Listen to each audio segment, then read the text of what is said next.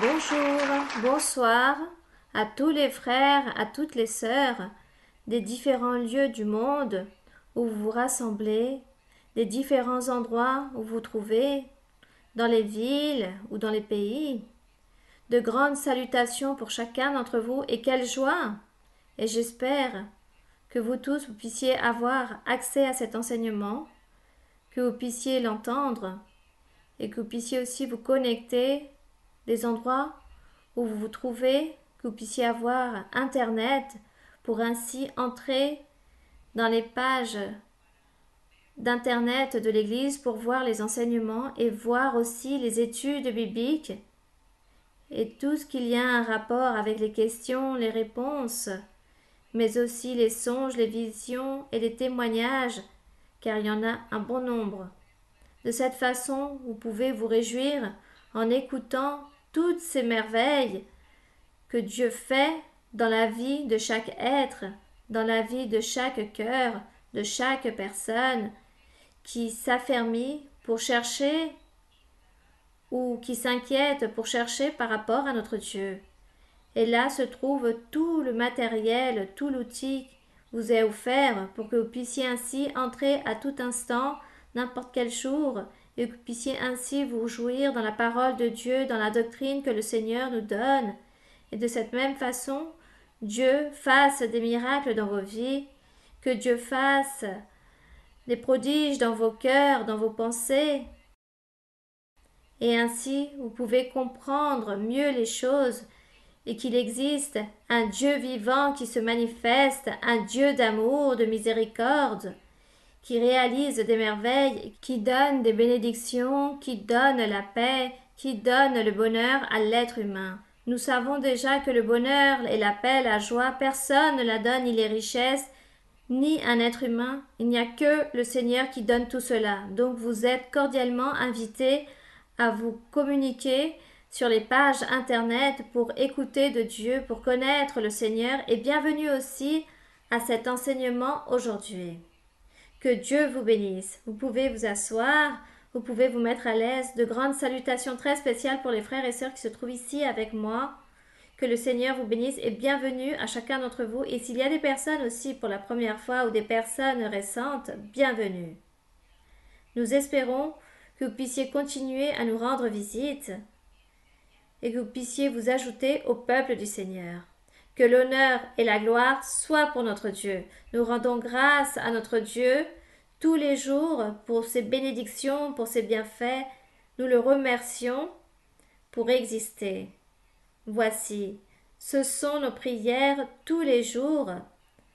Le remercier, remercier notre Dieu, car il s'est humilié pour nous regarder, pour nous choisir, nous élire, et nous avons donc ce grand privilège, au milieu de tant de personnes dans le monde, que Dieu nous ait choisis pour nous amener à la connaissance de sa vérité, alors que la gloire soit pour notre Dieu.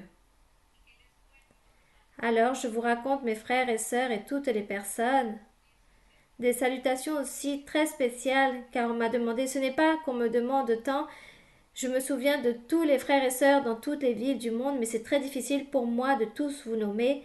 Donc les frères d'Islande, je me rappelle aussi de eux. Je me rappelle des frères qui se trouvent si loin. Je demande au Seigneur pour vous tous. Mais vous saluer un par un, c'est très difficile. Donc mes frères d'Islande, que Dieu vous bénisse grandement. Et comme je vous disais, nous avons été durant la pandémie en train de lire certains livres consécutivement.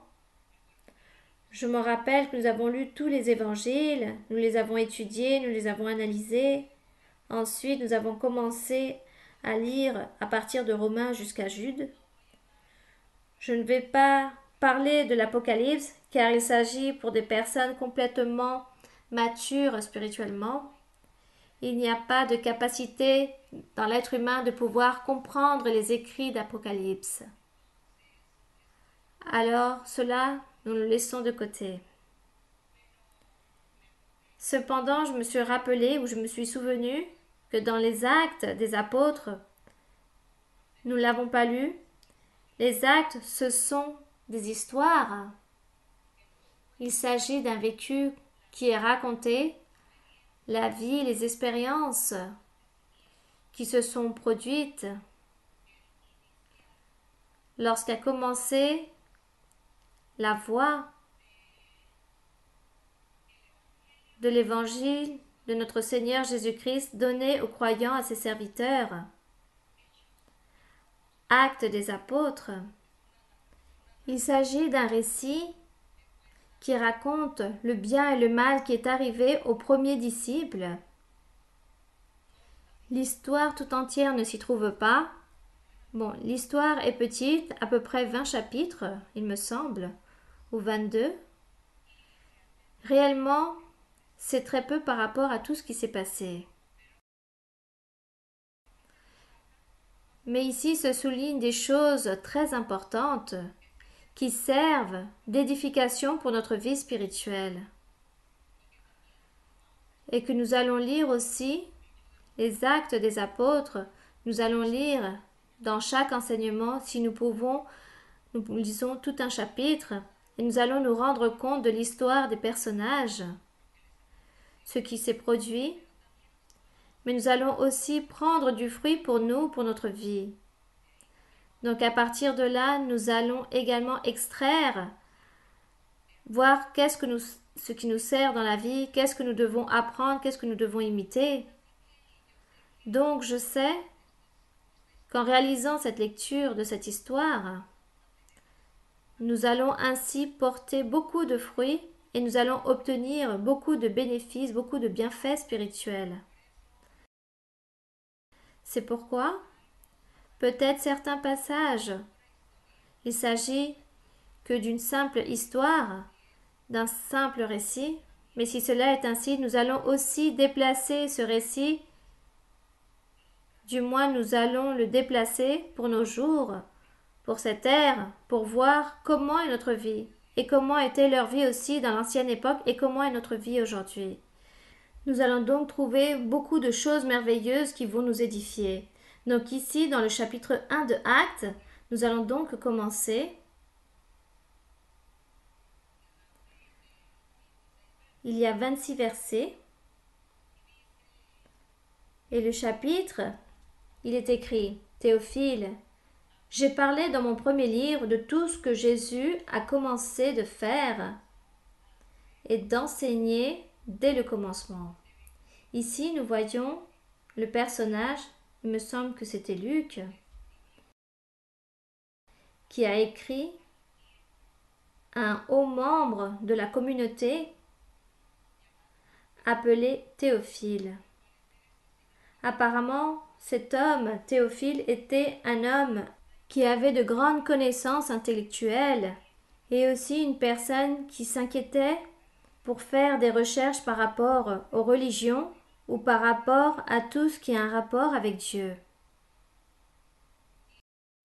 Et nous trouvons donc ceci, par exemple, dans Luc 1. Allons très rapidement au livre de Luc pour pouvoir nous trouver dans le contexte et nous placer dans ce contexte. Ici, dans Luc 1, du verset 1 au 4, il dit la chose suivante.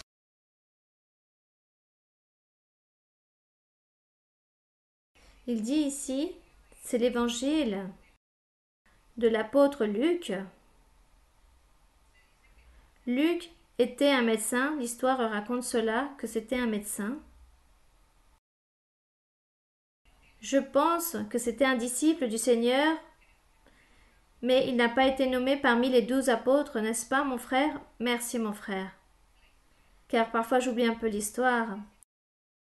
Donc ici, dans le verset 1, il dit « Plusieurs ayant entrepris de composer un récit, cela le dit Luc, c'est-à-dire ce médecin, plusieurs ayant entrepris de composer un récit des événements qui se sont accomplis parmi nous, suivant ce que nous ont transmis ceux qui ont été des témoins oculaires, c'est-à-dire les apôtres, avec leurs propres yeux, ont été des ministres de la parole. Il m'a aussi semblé bon, dit Luc, après avoir fait des recherches exactes sur toutes les choses depuis leur origine, de les exposer par écrit d'une manière suivie. Excellent Théophile. Il s'agissait donc d'un grand personnage, ce Théophile. Puis Luc dit, afin que tu reconnaisses la certitude des enseignements que tu as reçus, dont tu as été instruit. Donc, comme vous pouvez voir, c'était un homme très intelligent par rapport à tout ce qui avait un rapport avec notre Dieu. Puis il dit qu'il a fait beaucoup de recherches avec les ministres, avec ces personnes qui étaient avec le Seigneur, qui l'ont écouté, qui ont vu ses vécus, qui ont vu ses expériences. Ils ont été témoins de tout ce qu'avait vécu le Seigneur Jésus-Christ, de tout ce qu'il avait dit. C'est pourquoi il parle des ministres de la parole et que Luc a fait des recherches très approfondies et qu'il a voulu écrire à ce grand personnage, à cet homme nommé Théophile. Bien, ici dans Acte 1, il est écrit « Théophile, j'ai parlé dans mon premier livre de tout ce que Jésus a commencé de faire et d'enseigner dès le commencement.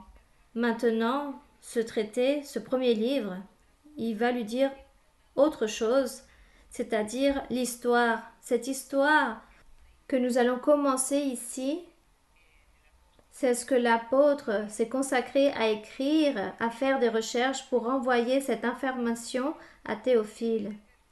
Et ici, dans le verset 2 de Actes 1-2, il est écrit « Jusqu'au jour où il fut enlevé au ciel, le Seigneur Jésus-Christ, après avoir donné ses ordres par le Saint-Esprit aux apôtres qu'il avait choisis. Après qu'il eut souffert, il leur apparut vivant et leur en donna plusieurs preuves, se montrant à eux pendant 40 jours, des preuves que personne ne pouvait douter. » C'est pourquoi il dit qu'on ne peut pas douter, car tout cela fut certain, tout ce qui s'est vécu et tout ce qui a été démontré. C'est pourquoi il parle de plusieurs preuves se montrant à eux pendant 40 jours et parlant des choses qui concernent le royaume de Dieu. Donc il dit ici que le Seigneur, lorsqu'il a ressuscité, c'était un dimanche qu'il a ressuscité, le premier jour de la semaine. Après cela, il est resté 40 jours se manifestant à ses apôtres, à ses disciples et au restant des croyants que le Seigneur avait gagné durant le temps qu'il a parlé du royaume des cieux. Donc il s'est manifesté 40 jours. Le verset 4 dit « Comme il se trouvait avec eux, il leur recommanda de ne pas partir de Jérusalem, c'est-à-dire les apôtres étaient ensemble, le Seigneur, avant de monter au ciel. Il a dit aux apôtres qu'il ne fallait pas s'éloigner de Jérusalem et qu'il fallait attendre la promesse du Père. Ce que je vous ai annoncé, il leur a dit. Nous le trouvons dans Luc 24, 49. Allons donc au Luc 24, 49 pour lire l'ordre du Seigneur Jésus-Christ qu'il a donné aux apôtres avant de monter. Luc 24, 49. Puis il est écrit, il dit ainsi, « Et voici, j'enverrai sur vous ce que mon Père a promis, c'est-à-dire le Seigneur Jésus-Christ était avec ses apôtres. Au point de monter au ciel, le Seigneur, il leur a fait cette recommandation. Il leur dit, « Me voici, j'enverrai sur vous ce que mon Père a promis. Mais vous, restez dans la ville de Jérusalem, jusqu'à ce que vous soyez revêtus de la puissance d'en haut. » Béni soit le nom du Seigneur. Quelle promesse si merveilleuse. Allons maintenant à Actes de nouveau. Et donc ici, il raconte cette histoire dans le verset 5. Le Seigneur a donné l'ordre, une fois qu'il a donné l'ordre aux apôtres de rester à Jérusalem pour recevoir la promesse qu'il leur avait faite du Saint-Esprit qu'il allait venir, Et dans le verset 5, il dit, car Jean a baptisé d'eau, mais vous, dans peu de jours, vous serez baptisés du Saint-Esprit, c'est-à-dire dans peu de temps. Nous voyons donc ici le devoir, l'ordre de tout croyant, le devoir de tout homme et toute femme qui se convertissent au véritable évangile du Seigneur Jésus-Christ, le devoir de recevoir le Saint-Esprit, le baptême avec le Saint-Esprit, envoyé par Dieu, n'est-ce pas? Ce fut une promesse du Seigneur. Et comme c'était une promesse du Seigneur, alors cela continue à être en cours jusqu'au jour où le Seigneur Jésus-Christ viendra sur sa nuée pour son peuple, pour son Église. Jusqu'à ce jour prendra fin le travail du Saint-Esprit. Et jusqu'à ce jour, il y aura des baptêmes avec le Saint-Esprit. Donc, dans le verset 5, il dit Jean a baptisé d'eau. Mais vous, vous serez baptisés du Saint-Esprit. Cela, nous le trouvons aussi dans Matthieu 13, 11. Nous avons aussi dans Matthieu 13, 11, dans Marc 1, 8 et dans Luc 3, 16. Mais je vais juste lire dans Matthieu 3, 11. Allons donc maintenant au livre de Matthieu, chapitre 3.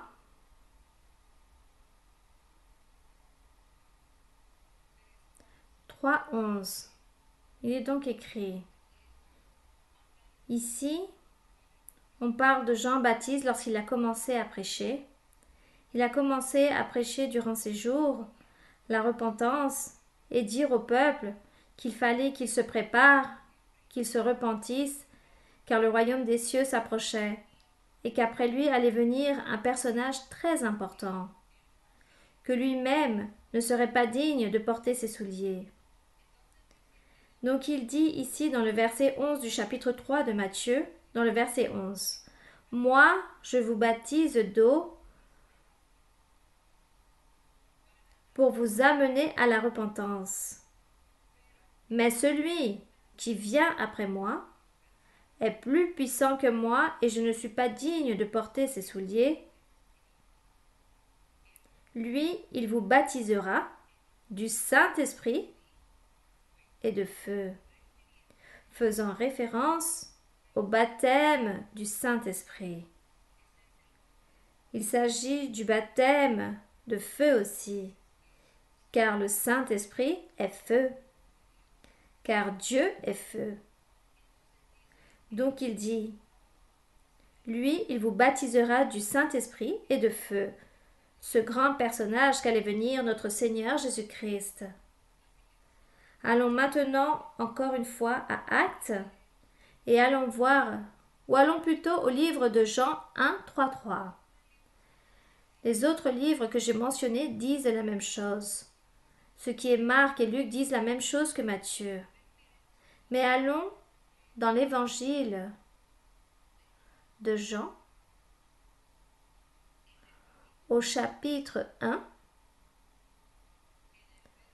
verset 33. Il est dit, dans ce verset, nous trouvons que Jean rendait son témoignage. Ici, dans ce chapitre 1, à partir du verset 19, commence le témoignage de Jean. Il commence à témoigner ce qu'il a vu et ce qu'il a entendu. Et l'expérience qu'il a vécue avec le Seigneur Jésus-Christ. Il a commencé à raconter absolument tout. Et comment les personnes lui demandaient s'il était un prophète, il disait non, qu'il ne s'agissait pas d'un prophète. Mais il a commencé à parler du royaume des cieux pour que tous puissent se repentir et se baptiser d'eau. Et lorsque les personnes venaient pour se baptiser d'eau, confessaient leurs péchés à Jean, pour que Dieu puisse pardonner ses péchés, de ces péchés qu'ils avaient commis dans l'ancien temps, de ne pas se soumettre à la parole de Dieu, pour ne pas s'être soumis au commandement et à la loi de Moïse. Comme ces personnages avait échoué, ils vivaient dans le péché. C'est pourquoi Dieu a révélé à Jean, il a dit, tu dois baptiser les personnes et que les personnes déposent leurs péchés devant toi parce qu'ils se sont tous éloignés de moi. Et de cette façon, on peut leur prêcher l'évangile, on peut prêcher les bonnes nouvelles. Et de cette façon, les personnes qui se repentissent et reconnaissent et croient en celui qui viendra, alors ils recevront le salut. Voici ce qu'a fait Jean. Et c'est ce qu'il a témoigné.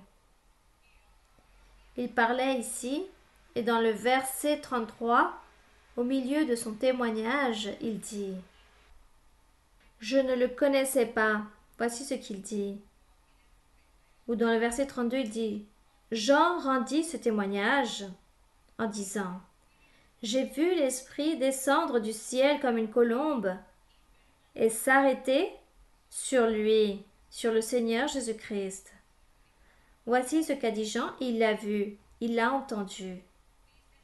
Et dans le verset 33, il est écrit « Je ne le connaissais pas. » Mais celui qui m'a envoyé baptiser d'eau, c'est-à-dire notre Dieu, celui qui m'a envoyé baptiser d'eau, celui-là m'a dit « Celui sur qui tu verras l'Esprit descendre et s'arrêter, c'est celui qui baptise du Saint-Esprit. » Gloire à notre Dieu.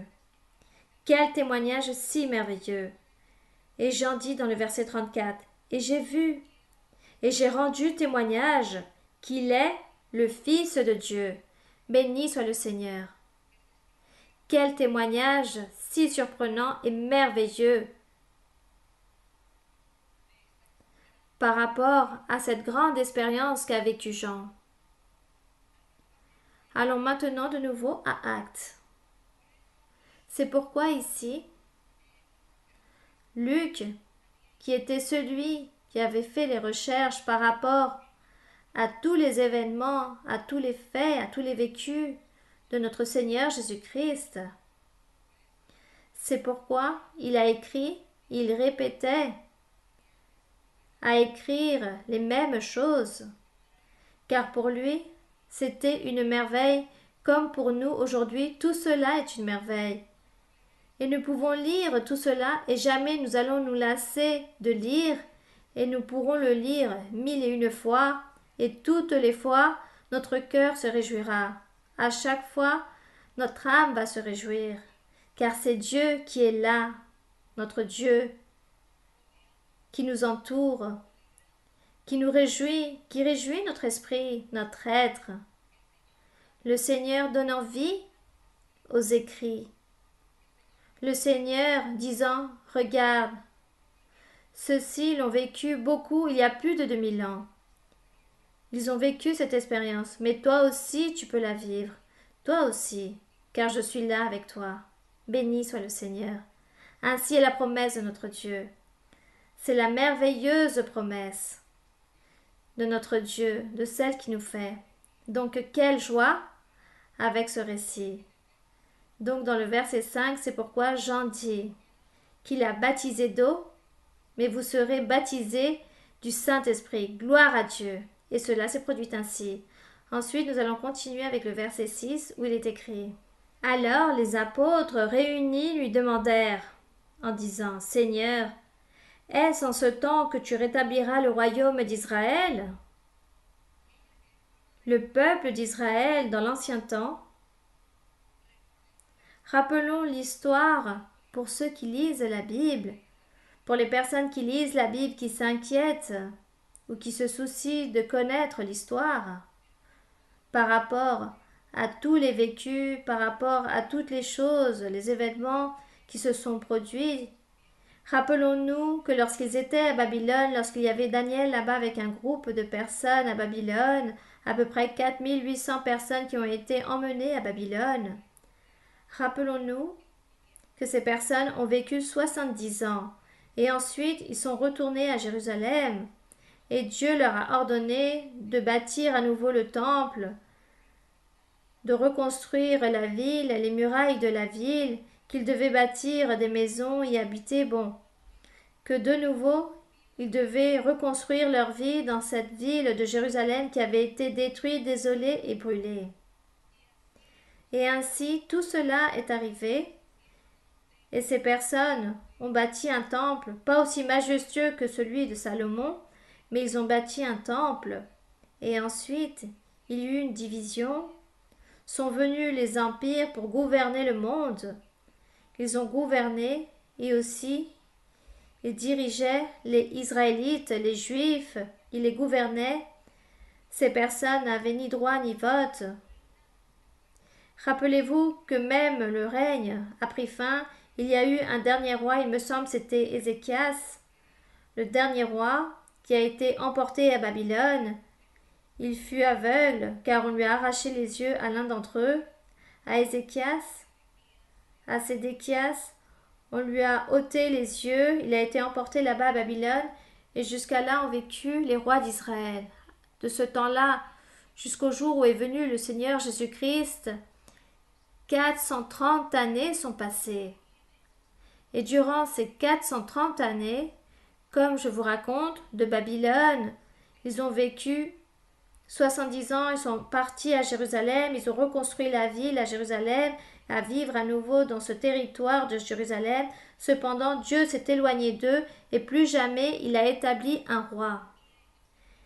Tandis que ces personnes ont été soumises, comme s'il s'agissait d'esclaves, aux empires qui sont arrivés, l'empire perse, les Mèdes, les Grecs, un groupe de personnes, les Antiochiens et ensuite l'Empire romain. Lorsque le Seigneur Jésus-Christ est venu, il y avait l'Empire romain qui gouvernait et tous devaient se soumettre à cet Empire romain. Rappelons-nous qu'il demandait même des impôts au Seigneur, et le Seigneur a ordonné aux apôtres d'aller à la mer et de pêcher les pièces pour payer la taxe à César, à l'empereur romain. Bien. Tout cela, nous pouvons le rappeler de l'histoire et rappeler aussi vous qui avez lu la Bible, car je pense que vous avez lu, oui ou non, vous ne lisez pas la Bible. Et vous devez le faire, vous devez lire la Bible, car si vous lisez la Bible, Dieu va se plaire, il va vous donner beaucoup de bénédictions. Dieu va vous donner beaucoup de dons, beaucoup de puissance, beaucoup de soutien. Voici ce que fait Dieu, avec toutes ces personnes qui s'intéressent à connaître sa voix. Donc ainsi est l'invitation pour chacun d'entre vous. Lisez la Bible et vous allez voir comment nous allons beaucoup apprendre. Et comme je vous le disais, il n'y avait pas de roi en Israël. Dieu les avait oubliés durant 430 années. Ensuite est apparu Jean-Baptiste et ensuite apparaît le Seigneur Jésus-Christ. Et c'est là où nous trouvons cette merveilleuse histoire, ces faits, ces événements merveilleux, ces miracles, ces prodiges, et tout ce que le Seigneur a commencé à faire pour convaincre les personnes et pour convaincre la dureté de cœur des personnes, de ces Israélites, de ces Juifs. C'est pourquoi, comme il n'y avait pas de roi en Israël, maintenant 430 années sans roi, ils pensaient en un roi, car Ésaïe et tous les prophètes avaient prophétisé que Dieu allait envoyer dans les jours suivants un roi parfait et qu'avec ce roi parfait, toutes les personnes allaient recevoir la paix, le bonheur en abondance, une stabilité économique, spirituelle, une bonne santé. C'était tout ce qu'il y avait de plus grand. Ces personnes attendaient ce roi physiquement. Elles attendaient un roi physique de chair et de sang qui allait régner et qui allait être si parfait car les gens allaient vivre au milieu de l'abondance, au milieu de l'opulence, au milieu de la paix, du bonheur. C'étaient les promesses, seulement qu'ils n'avaient pas interprété que ce n'était pas quelque chose de littéraire, physique ou matériel ce que Dieu leur offrait. C'était un royaume spirituel. Mais ils n'ont jamais compris cela qu'il s'agissait d'un royaume spirituel, et c'est pourquoi ils ont rejeté notre Seigneur Jésus-Christ. Car il parlait des choses spirituelles, en leur parlant, en disant « Mon royaume n'appartient pas à ce monde », voici ce qu'il leur disait, mais ils n'ont jamais compris cela. Car ils voulaient, c'était un règne physique, un roi physique, il n'est jamais venu. Encore aujourd'hui, ce roi n'existe pas, celui qu'ils attendaient. Car encore aujourd'hui, nous avons notre roi, mais dans un sens spirituel, qui est notre Seigneur Jésus-Christ. C'est pourquoi ici, dans ce verset 6, maintenant, vous allez mieux comprendre. Dans le verset 6, il est écrit « Alors les apôtres réunis lui demandèrent au Seigneur « Seigneur, est-ce en ce temps que tu rétabliras le royaume d'Israël ?» Imaginez-vous, après 430 années, si le Seigneur allait rétablir de nouveau ce royaume. Puis le Seigneur leur répondit. Il leur dit « Ce n'est pas à vous de connaître les temps ou les moments que le Père a fixés de sa propre autorité. Mais vous recevrez une puissance. » Voici ce qu'il leur dit dans le verset 8. « Vous allez recevoir une puissance lorsque le Saint-Esprit survenant sur vous, et vous serez mes témoins à Jérusalem, dans toute la Judée, dans la Samarie et jusqu'aux extrémités de la terre. » Donc le Seigneur ici ne leur a pas donné de réponse. Il n'a pas voulu donner de réponse. S'il allait établir un roi, car durant ces 3 ans qu'il a prêché, il a dit que c'était le roi, mais que son royaume n'appartenait pas à ce monde. Ils ne l'ont pas accepté. Donc, il n'a plus parlé de roi. Il leur a juste dit « La seule chose que je sais, c'est que vous allez recevoir une puissance du Très-Haut, lorsque viendra le Saint-Esprit. Et une fois que le Saint-Esprit viendra sur vous, alors vous serez mes témoins dans le monde entier, à Jérusalem, en Samarie, et aussi jusqu'aux extrémités de la terre, c'est-à-dire dans tous les pays du monde. Tous vont écouter et verront du Seigneur Jésus-Christ, de Dieu, de la parole, de ses commandements, de sa loi, de son évangile parfait. Ils entendront parler. Ils sauront qu'il existe. » Verset 9. Après avoir dit cela, il fut élevé pendant qu'ils le regardaient et une nuée le déroba à leurs yeux. Ainsi parle ce récit. Le Seigneur, après qu'il a envoyé ses instructions et qu'il a dit qu'allait venir le Saint-Esprit, il dit qu'il fut élevé et qu'une nuée l'a reçu. Verset 10. Et comme ils avaient les regards fixés vers le ciel, pendant qu'ils s'en allaient, voici 2 hommes vêtus de blanc leur apparurent. Bon, ces hommes, c'étaient des anges du Seigneur, lesquels aussi dirent « Hommes galiléens, pourquoi vous arrêtez-vous à regarder au ciel? Ce Jésus qui a été enlevé au ciel du milieu de vous reviendra de la même manière que vous l'avez vu allant au ciel. De la même façon, il reviendra, comme vous l'avez vu, que la nuée l'a caché. De la même façon, il viendra sur sa nuée, et là-bas, sur cette nuée, il y aura cette grande rencontre. Béni soit le Seigneur. Une rencontre que nous encore aujourd'hui nous sommes en train d'attendre. Verset 12. Alors, ils retournèrent à Jérusalem, de la montagne appelée des Oliviers, qui est près de Jérusalem, à la distance d'un chemin de sabbat. Quand ils furent arrivés, j'imagine, ou je suppose, affligés car leur maître est parti, car ils n'avaient pas encore compris ce qui se produisait à ce moment-là. Mais ce jour merveilleux lorsqu'est venu le Saint-Esprit, ce jour, c'est lorsqu'ils se sont rendus compte que s'est-il passé ou qu'est-ce qui s'était produit, car le Saint-Esprit, l'Esprit de Dieu a commencé à leur enseigner, à enlever tout doute, à ôter les voiles de leurs yeux, à ôter cet aveuglement spirituel, tout cela. Et c'est lorsqu'ils commencent à comprendre ce plan merveilleux de notre Seigneur Jésus-Christ. Et comme dans le verset 11, nous lisons que ces anges aussi ont parlé à toutes les personnes qui voyaient lors de l'ascension du Seigneur, de cette même façon le Seigneur viendra sur sa nuée. Parfois nous lisons dans Thessaloniciens, nous n'allons pas lire aujourd'hui, mais pour que vous le lisiez plus tard dans Thessaloniciens, quand il est dit que le Seigneur viendra dans les nuées, qu'il viendra dans la nuée et qu'il apportera son Église, son peuple, mais son Église, il dit qu'il va la perfectionner et qu'il s'agira d'une Église sans défaut, sans ride, elle sera parfaite, sans aucun péché. Et le Seigneur l'obtiendra, car c'est lui qui va perfectionner son Église. Il va perfectionner chaque âme, chaque homme, chaque femme, afin que tous soient saints, dignes d'être avec le Seigneur. Il dit que nous serons là-bas dans les nuées, ceux qui sont morts. Sûrement, nous aussi, à ce moment-là, nous serons déjà morts, car il dit que les personnes qui sont mortes vont ressusciter et qu'elles se trouveront dans la nuée avec le Seigneur. Et celles qui sont en train de vivre à ce moment-là, mais sont dans le chemin du Seigneur, elles seront transformées en un corps glorieux. Dans leur corps physique matériel, elles seront transformées en un corps glorieux et monteront aussi dans la nuée. Car ainsi est la promesse que le Seigneur a faite, et tout cela en témoignent les apôtres ici dans leur épître, de la manière de comment viendra le Seigneur. Certains parlent de l'enlèvement de l'Église. Nous disons que le Seigneur vient sur sa nuée pour remporter son peuple. Et c'est là lorsque viennent tant de questions, car les personnes commencent à se demander comment faisons-nous donc, par exemple, si les personnes ont été incinérées, car les cendres n'existent plus. Elles n'existent pas pour l'être humain.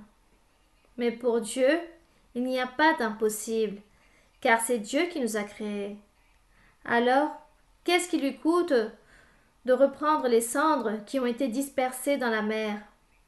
Peut-être parlons de molécules, bon, je ne sais pas quelle est la réelle terminologie, mais pour Dieu il n'y a rien d'impossible, Dieu l'a dit, que les personnes qui sont mortes vont ressusciter et vont se trouver avec le Seigneur, et cela sera ainsi. En plus, il s'agit d'un corps glorieux, et non plus d'un corps physique.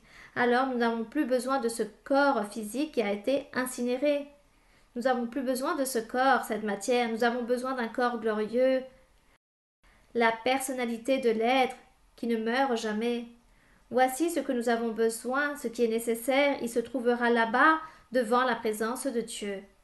Il s'agit d'une promesse merveilleuse, et voici ici ce que Luc écrit à ce grand personnage nommé Théophile.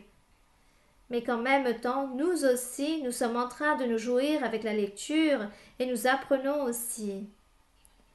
En nous imaginant aussi, car nous pouvons nous imaginer comment ont été les choses dans l'ancien temps.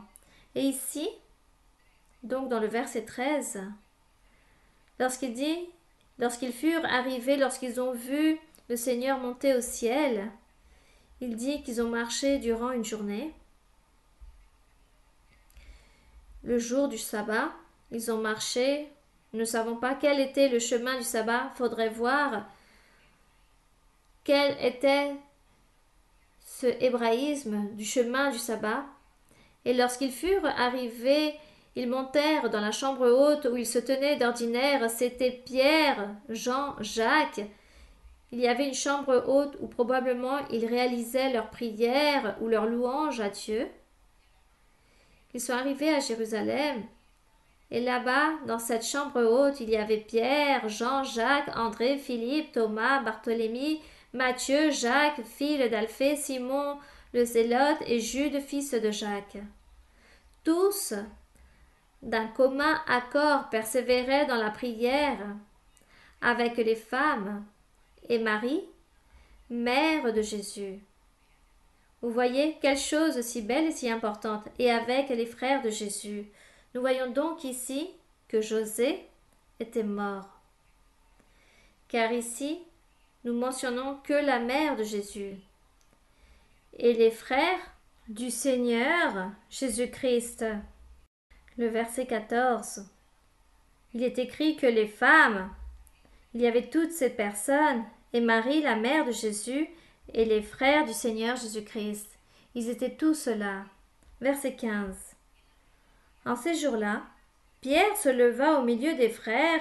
Le nombre des personnes réunies était d'environ 120, et il dit « Hommes, frères, il fallait que s'accomplisse ce que le Saint-Esprit dans l'Écriture a annoncé d'avance par la bouche de David au sujet de Judas, qui a été le guide de ceux qui ont saisi Jésus. Il était compté parmi nous, et il avait part au même ministère. » Donc ici, il parle de Judas Iscariote, celui qui a vendu le Seigneur. Car il dit qu'il l'a vendu, qu'il l'a trahi et qu'il lui a donné un baiser sur la joue afin que les Juifs puissent faire la différence. Disons que c'était le compromis, qu'il a fait cela pour rendre le Seigneur et le livrer. Puis il dit cet homme, c'est-à-dire Judas Iscariote, ayant acquis un champ avec le salaire du crime, c'est-à-dire celui-ci est tombé, s'est rompu par le milieu du corps et toutes ses entrailles se sont répandues. En parlant symboliquement de ce qu'il a fait, la folie qu'il a commise, cette folie qu'il a réalisée. Ici, réellement, on ne peut pas interpréter littéralement ou pas à pas comment fut sa mort. Mais on dit, l'histoire raconte qu'il s'est suicidé. Mais disons qu'en ôtant sa vie, cela n'a rien à voir avec ce qu'il a fait. Et c'est pourquoi il dit qu'il est tombé, qu'il s'est rompu par le milieu du corps et toutes ses entrailles se sont répandues à cause de son mauvais comportement qu'il a fait à un moment donné pour s'être laissé utiliser par le diable, par l'ennemi. À ce moment-là, il s'est laissé mener par lui.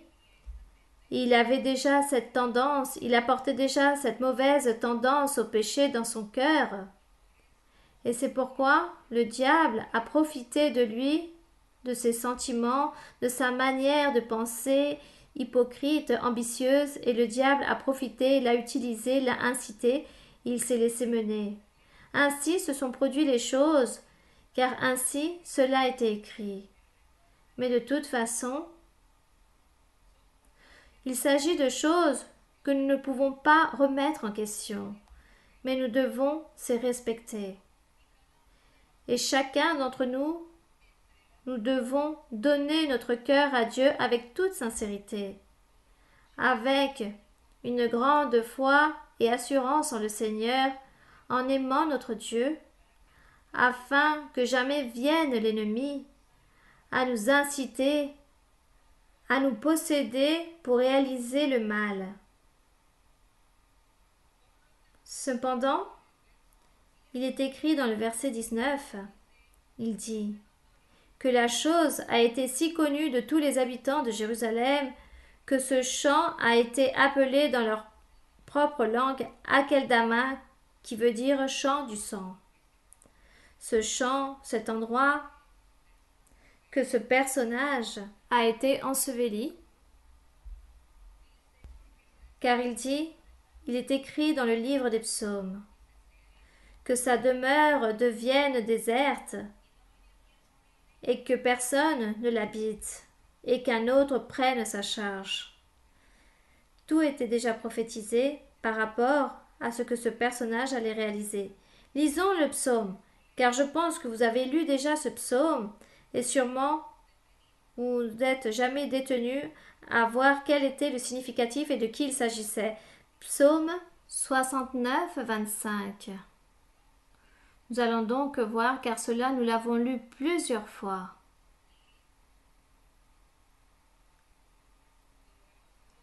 Et sûrement beaucoup ou certains n'ont pas pu comprendre de qui il s'agissait. Nous avons donc dit Psaume 69, 25, où il est écrit. Cependant, si je lis certains versets en arrière, dans le verset 21 par exemple, le Seigneur Jésus-Christ dit « Ils mettent du fiel dans ma nourriture et pour apaiser ma soif, ils m'abreuvent du vinaigre. » Ceci le dit le Seigneur Jésus, car c'est ce qu'ils ont fait avec lui, et cela le raconte aussi les évangiles, ils racontent cette histoire. Il dit que leur table soit pour eux un piège et un filet au sein de leur sécurité. Le Seigneur ici est en train d'annoncer un châtiment pour tous ces malfaiteurs qui ont fait toutes ces choses contre le Seigneur. Verset 23. Que leurs yeux s'obscurcissent et ne voient plus et fait continuellement chanceler leurs reins. Nous allons donc lire ici le verset 25. Répands sur eux ta colère et que ton ardente fureur les atteigne.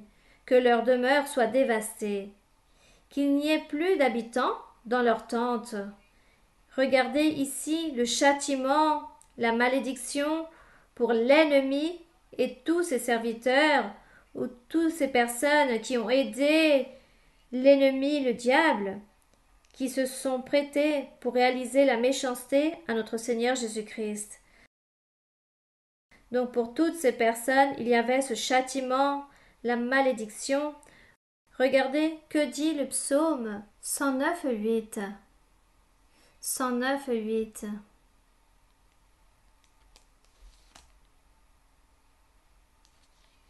Il dit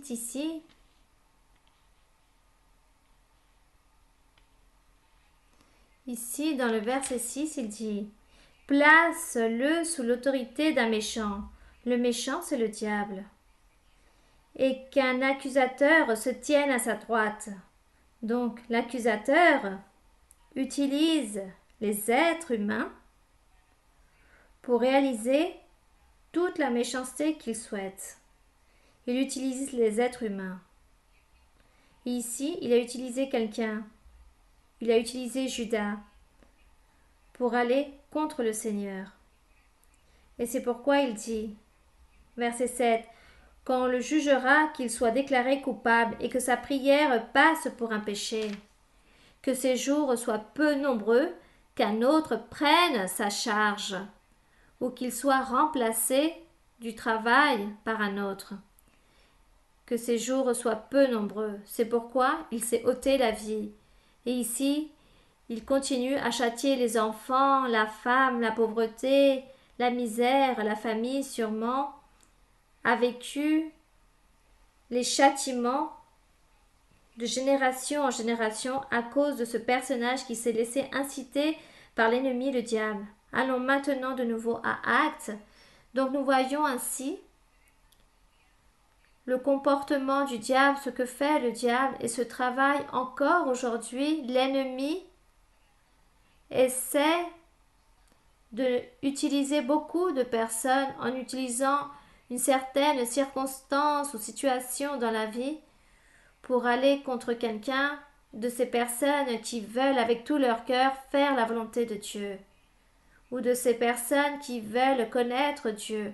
Alors l'ennemi établit ces grands obstacles dans la voie des êtres. Alors, c'est pourquoi nous, constamment, nous sommes en train de lutter contre ces forces spirituelles, puissantes du mal. Chaque jour, c'est notre lutte.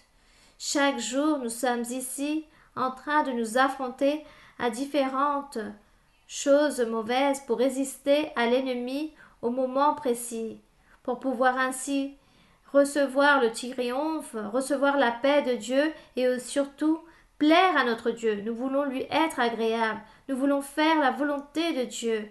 Mais l'ennemi que nous avons est très fort, il vient contre nous. Mais nous avons des armes très puissantes. Nous avons la prière et l'assurance en notre Dieu, et la sûreté, la conviction en notre Dieu. Ainsi sont nos armes puissantes. Et grâce à cela, nous allons pouvoir vaincre l'ennemi, et nous le vaincrons. Malgré qu'il s'agit de mauvais esprits, de démons, et nous sommes une matière, cependant notre prière, notre conviction, la sûreté, la confiance en Dieu, de vouloir faire la volonté de Dieu, de vouloir croire en Dieu, et de faire ce qui lui plaît, il s'agit d'une arme puissante que nous avons contre l'ennemi. Et de ces armes, nous devons être toujours revêtus tous les jours de notre vie. C'est cela. Pour ainsi triompher cet ennemi, car il est puissant, oui. Regardez que nous sommes en train de lire de 2000 ans en arrière et plus, et aujourd'hui, il y a encore ces mêmes situations, le même ennemi en train d'utiliser beaucoup de choses pour nous persécuter, pour persécuter les fils de Dieu. Mais grâce à notre Dieu, il nous a fait connaître, il nous a donné aussi des outils pour que nous puissions nous défendre et que nous puissions ainsi chaque jour préparer pour combattre avec cette épée dans la main, avec une épée à double tranchant, la doctrine, la parole de Dieu, la puissance de Dieu, la conviction, la sécurité, la confiance, tout cela. L'ennemi verra et nous triompherons. Gloire au Seigneur. Et donc, Nous n'allons pas recevoir des châtiments ou des malédictions. Que le Seigneur nous garde de ne pas tomber dans ces choses comme est tombé ce personnage pour s'être laissé utiliser par le démon, par le diable, par l'ennemi, par le méchant. Ici, dans le verset 21, il dit « Il faut donc que parmi ceux qui nous ont accompagnés tout le temps que le Seigneur Jésus a vécu avec nous. » Alors ici, les apôtres se sont réunis pour commencer à nommer un autre apôtre, car ici, ce méchant avait été ôté. Ils ont voulu que le numéro 12 des apôtres, disons, n'aille pas être disparu, ils voulaient qu'il existe, et c'est pour cela qu'à ce moment-là, ils ignoraient ou ils n'avaient pas compris que le Seigneur allait à partir et élever plus d'apôtres et que le Seigneur allait élever beaucoup de prophètes, beaucoup d'évangélistes, beaucoup de pasteurs, de docteurs de la parole du Seigneur. Ils n'avaient pas compris, alors ils ont dit non, mais qu'allons-nous faire? Nous étions 12 apôtres et maintenant nous sommes 11. Non, non, non. Nous devons nommer un autre pour qu'il y en ait 12. Et je répète, ils n'avaient pas compris l'ampleur de ce que venait à partir de là, de ce que Dieu allait faire. Ils n'avaient pas compris, ils n'ont pas pensé en cela. Juste humainement, ils ont commencé à nommer un autre apôtre, afin qu'il y en ait 12. Mais cela n'aurait pas été nécessaire. Mais Dieu aussi ne leur a pas interdit. Dieu n'a pas voulu leur interdire, car il a voulu que si cela les rendait heureux et contents, qu'il y en ait 12, alors le Seigneur leur a permis, il leur a dit, très bien, nommez un autre pour qu'il y en ait 12. Mais ils ignoraient, disait le Seigneur, qu'ils ignorent que dans les jours suivants, je vais élever un grand nombre de prophètes et d'apôtres, un grand nombre de docteurs, d'évangélistes, oui, c'est cela. Ils ignoraient tout cela. Ils n'avaient pas cela à portée de main. Ils ne pouvaient pas mesurer ou assimiler ce qui allait venir à partir de là, la manifestation puissante du Seigneur. Ils n'arrivaient même pas à penser à toutes ces choses. Ils vivaient, ils commençaient à vivre leur quotidien, ce qui allait se produire aujourd'hui et qu'est-ce qui se passera demain, et ainsi de suite. Mais ils ne savaient pas ce qui leur attendait. Gloire à mon Seigneur. Tout ce que nous avons appris et tout ce que nous avons vu et tout ce que nous continuons ici à lire dans les histoires, toute la manifestation du Seigneur. Alors ici, c'était très respectable d'avoir nommé un autre sans avoir besoin, mais ils l'ont fait. C'est pourquoi ils disent qu'ils ont commencé ici, en commençant du baptême de Jean jusqu'au jour où il a été enlevé du milieu de nous, il y en ait un qui nous soit associé comme témoin de sa résurrection. Donc ils l'ont fait avec cette finalité. Regardez qu'il disait. Nous avons tous marché avec le Seigneur. Nous étions avec le Seigneur. Nous l'avons vu, nous l'avons écouté, nous avons vu les miracles, toutes ces choses. Il s'avère que cet apôtre, Judas Iscariote, a trahi le Seigneur, a été enlevé, il est mort, il s'est suicidé. Maintenant, nous voulons le remplacer par un autre qui soit aussi témoin, qu'il ait été aussi avec nous et qu'il ait vu aussi les signes, qu'il ait vu le Seigneur, qu'il ait entendu le Seigneur. Avec cet objectif, nous le faisons. Ainsi parle-t-il ici avec cet objectif. Ils disent afin qu'il soit témoin de sa résurrection. Car ils disent que le jour où le Seigneur est monté au ciel, il me semble à peu près 500 personnes étaient ce jour-là et ont regardé l'ascension du Seigneur. Et on dit qu'à peu près 500 personnes sont apparues, mais ce jour-là, sûrement, c'était quelque chose de public où personne n'a réussi à mesurer ou à compter combien ils étaient, mais il y en avait un grand nombre de personnes. Donc ici, les apôtres disaient « Afin que nous ne manquions pas, car nous étions 12, maintenant il doit en avoir un, pour qu'il puisse continuer à témoigner qu'il a vu et entendu les signes et qu'il a vu le Seigneur monter au ciel. » Voici, c'est pour cela que nous allons le faire. C'est pourquoi il dit qu'ils ont choisi 2 personnes, Joseph et Barsabas, surnommés Justus et Matthias. Ces personnes ont été aussi témoins. C'étaient des disciples du Seigneur, non apôtres mais disciples. Ils avaient vu le Seigneur et avaient entendu parler du Seigneur, ils avaient vu les miracles, et ils étaient témoins de l'ascension du Seigneur. C'est pourquoi, parmi ces 2 personnages, ils ont dit qu'ils ont prié, ils ont dit Seigneur, toi qui connais les cœurs de tous, désigne lequel de ces 2 tu as choisi, afin qu'il ait part à ce ministère et à cet apostolat, que Judas a abandonné pour aller en son lieu. Ils tirèrent au sort. Ici, les personnes demandent pourquoi ils ont fait un tirage au sort. Est-ce que Dieu ne révèle pas? Est-ce que Dieu ne montre pas à travers des songes, des prophéties, ne donne pas les révélations? Rappelons-nous que même à cette époque, ils n'avaient pas le Saint-Esprit. Le Saint-Esprit n'était pas venu, ne les avait pas baptisés. Il n'y avait pas encore les dons spirituels, rien de toutes ces choses. Ils agissaient et procédaient comme ils avaient coutume de faire avec le peuple d'Israël, avec la loi de Moïse. Car dans la loi de Moïse, ils avaient coutume de réaliser des tirages au sort pour ne pas se tromper. En nommant quelqu'un, ou en faisant certaines choses ou certaines situations, en prenant des décisions dans la vie pour ne pas se tromper, ils réalisaient des tirages au sort. Voici ce qu'ils faisaient dans l'ancien temps. C'est pour cela qu'à ce moment-là, ils se comportaient aussi de cette façon jusqu'au jour où allait venir le Saint-Esprit, et à ce moment-là, le Saint-Esprit allait commencer à orienter chacun, à dire aux personnes de faire ceci ou cela, comme il a dit à l'homme, monte sur ce char, et qu'il est monté, et c'est que l'autre lisait au prophète Ésaïe, l'a évangélisé. Donc le Saint-Esprit commençait à faire le travail, mais comme à ce moment-là, il n'y avait pas encore le Saint-Esprit, il devait donc agir humainement.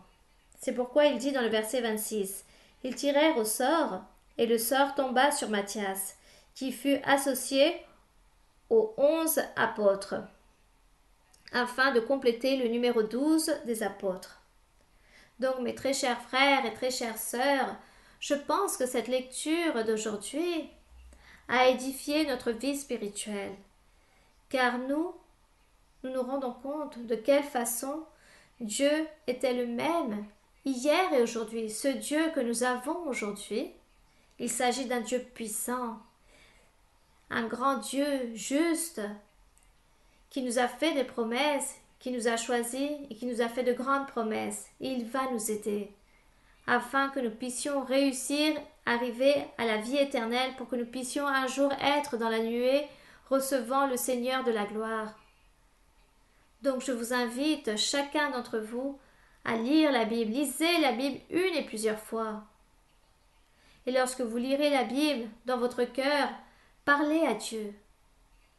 Et dites, Seigneur, révèle-moi, enseigne-moi, aide-moi à comprendre, aide-moi à faire ta volonté, aide-moi à t'être agréable, je veux te plaire, aide-moi car je n'y arrive pas.